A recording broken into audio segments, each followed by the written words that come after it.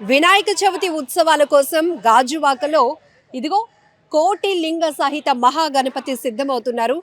Gajuwaka depot కొత్త నక్కవాణిపాలెం grounds లో ఈ భారీ గణనాథునైతే ఇప్పటికే రూపుదిద్దుకుంటున్నటువంటి దృశ్యాలు మీరు ఐ డ్రీమ్ స్క్రీన్ పైన చూస్తున్నారు.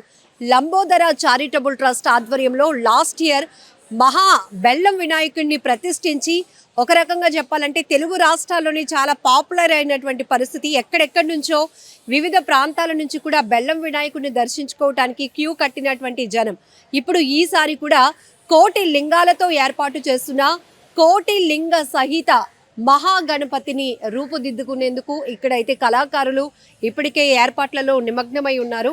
సో ఇప్పుడు కూడా లక్షలాదిగా తరలి రాబోతున్నటువంటి భక్తుల కోసం అన్ని ఏర్పాట్లు చేయటమే కాదు 21 రోజుల పాటు ఉత్సవాలు చాలా ఘనంగా నిర్వహించేందుకు కూడా లంబోదర చారిటబుల్ ట్రస్ట్ సిద్ధమవుతోంది. గోవర్ధన్ గారిని అడిగి మరిన్ని విశేషాలు తెలుసుకుందాం. ఈ ఉత్సవాలు ఎలా జరగబోతున్నాయి, ఎందుకంటే ఎవ్రీ ఇయర్ కూడా కొత్త కొత్త థీమ్స్ తీసుకొని ఈ నిర్వాహకులు వినాయక చవితి ఉత్సవాలు చేసేందుకు అయితే పోటీ పడుతున్నారు అని చెప్పాలి. ఎందుకంటే ఇది తెలుగు రాష్ట్రాల్లోని అతి భారీ విగ్రహాన్ని ఇక్కడ ప్రతిష్ఠించడమే కాకుండా కోటి లింగాలతో ఏర్పాటు చేయటం అనేది మరొక ప్రత్యేకత.